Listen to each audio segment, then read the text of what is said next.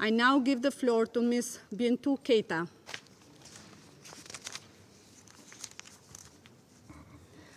Madame la Présidente, Mesdames et Messieurs les membres du Conseil de sécurité, permettez-moi tout d'abord de vous adresser mes remerciements pour cette opportunité de présenter le rapport du secrétaire général sur la situation en République démocratique du Congo. Je salue également la présence du vice-premier ministre, ministre des Affaires étrangères et de la francophonie de la République démocratique du Congo, du représentant permanent du Rwanda et de Madame Annie Modi, directrice exécutive et cofondatrice de Afia Man. Depuis ma dernière intervention, l'insécurité continue de gangréner l'Est de la République démocratique du Congo. La situation demeure volatile et requiert toujours des efforts continus de protection des civils. En effet, la crise du M23 continue de nourrir la frustration et la colère de la population et d'alimenter des tensions entre la RDC et le Rwanda. Au Nord Kivu, la MONUSCO a continué de dissuader les attaques des ADF entre Beni, Erigenti et Bouanasoura.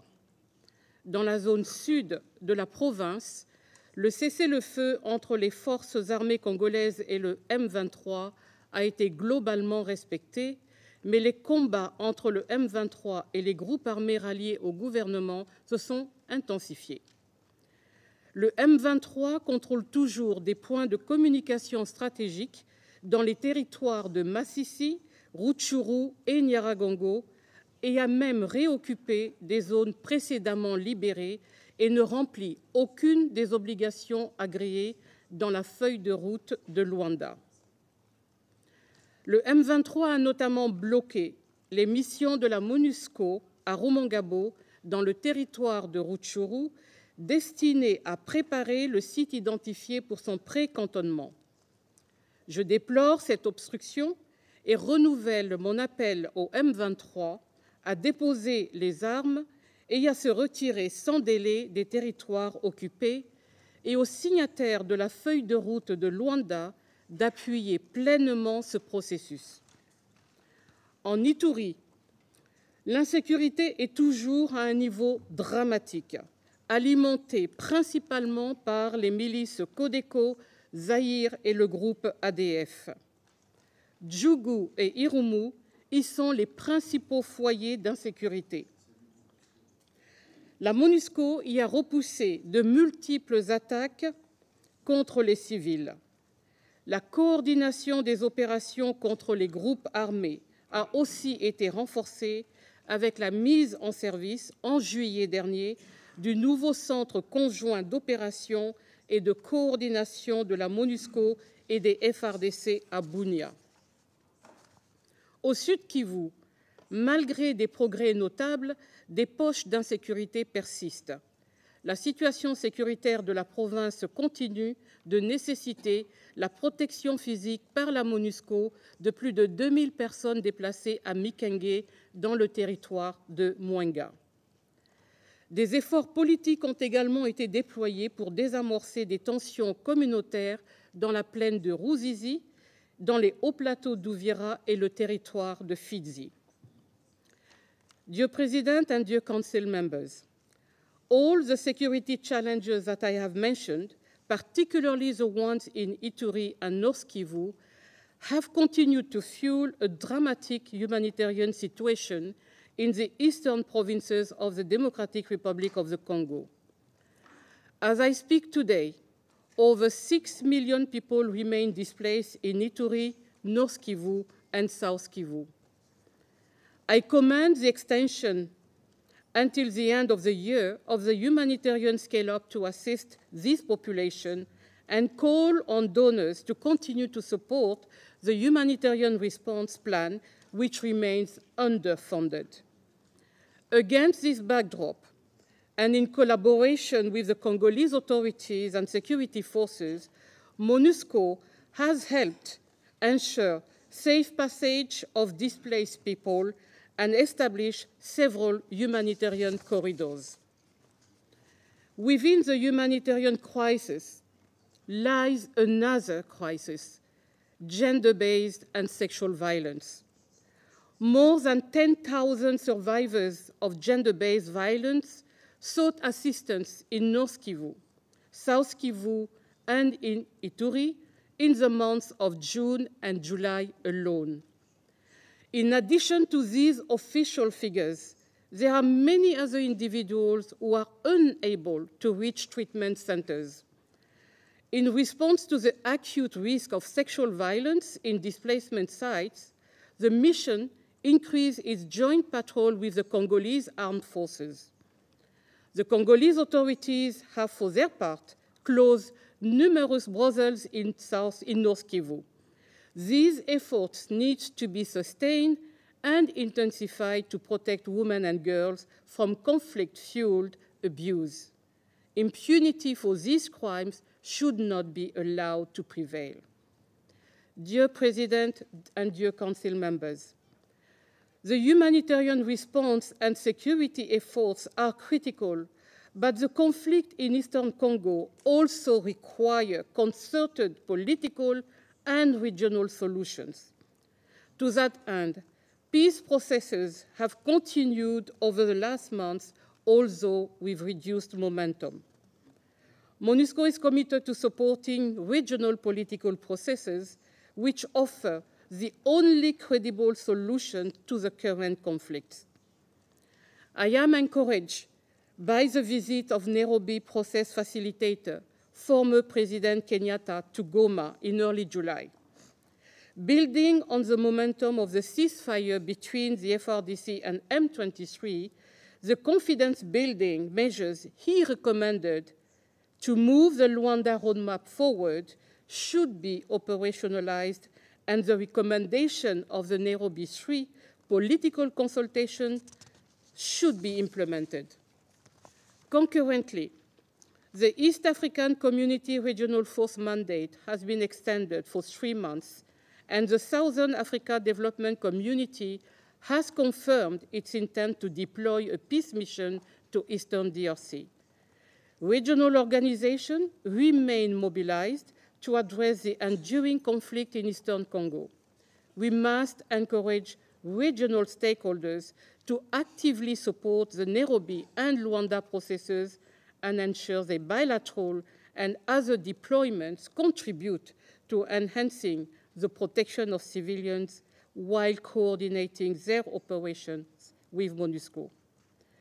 Monsieur le Président, Madame la Présidente, Mesdames et Messieurs les membres du Conseil de sécurité, les efforts régionaux ne pourront atteindre leurs objectifs que si, en parallèle, des réformes essentielles du secteur de la sécurité congolais sont adoptées, financées et mises en œuvre.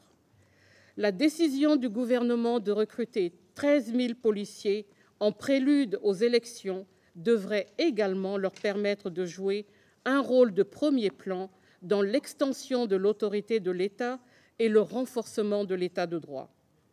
J'encourage les autorités congolaises à accélérer l'ensemble des réformes du secteur de la sécurité, y compris sa féminisation, pour permettre à l'armée et à la police congolaise de répondre efficacement aux défis de l'insécurité sous toutes ses formes.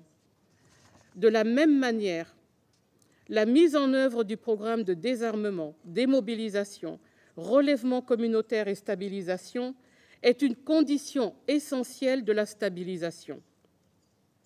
3 plans opérationnels du PDDRCS ont été adoptés pour l'Ituri, le Nord Kivu et le Sud Kivu. Il s'agit d'une étape importante pour mobiliser les moyens opérationnels et financiers nécessaires à sa réalisation. J'encourage également le gouvernement à garantir que le PDDRCS reste un programme attractif visant à encourager les combattants à déposer les armes.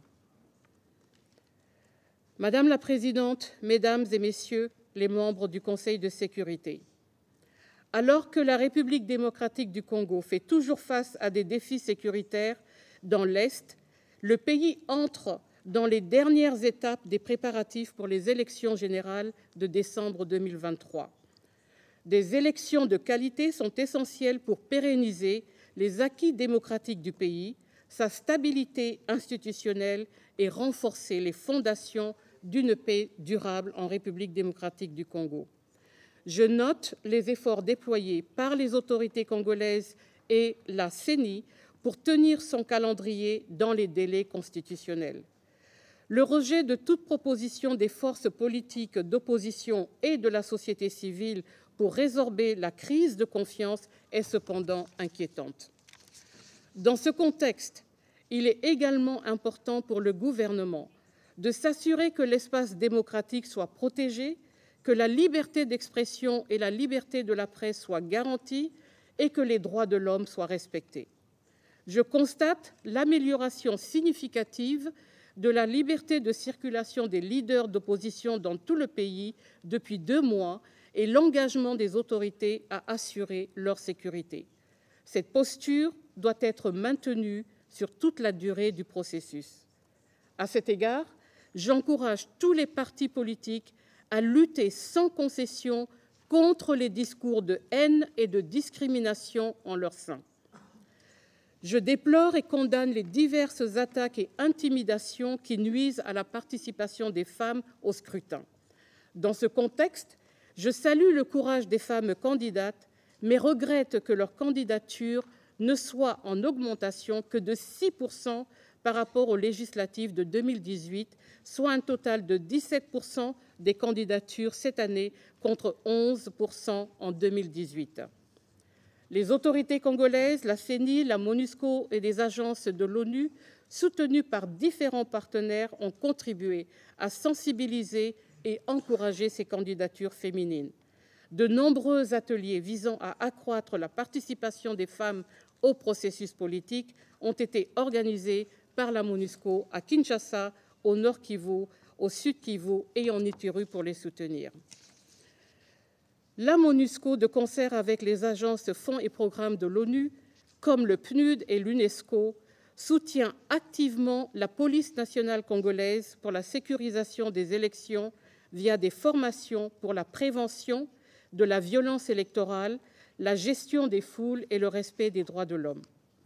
Nous encourageons les autorités congolaises à opérationnaliser urgemment les cadres institutionnels qui permettront une gestion efficace et responsable de l'ordre public pendant la période électorale.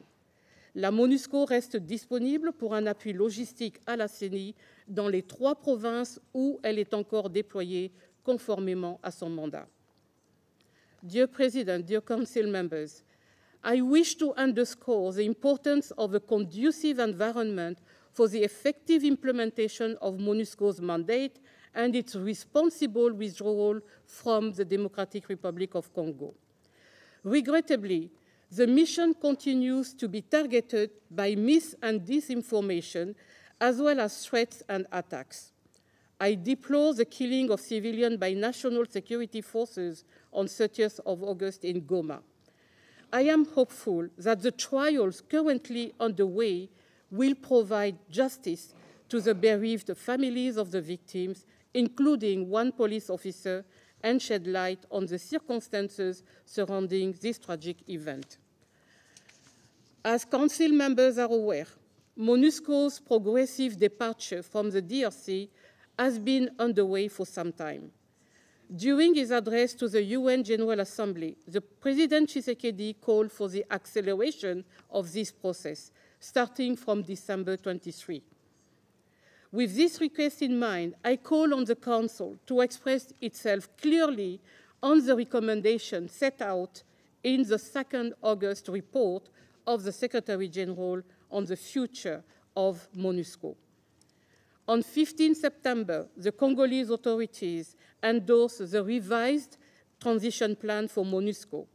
This is an important step towards accelerating the departure of the mission, while ensuring that the process is conducted in a gradual and responsible manner.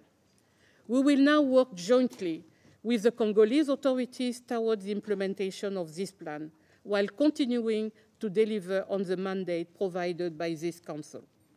En conclusion, je tiens à nouveau à remercier tous les pays contributeurs de troupes et d'unités de police et leur personnel, et ainsi que les personnels civils nationaux et internationaux pour leur précieux soutien dans la mise en œuvre du mandat de la MONUSCO. Je vous remercie.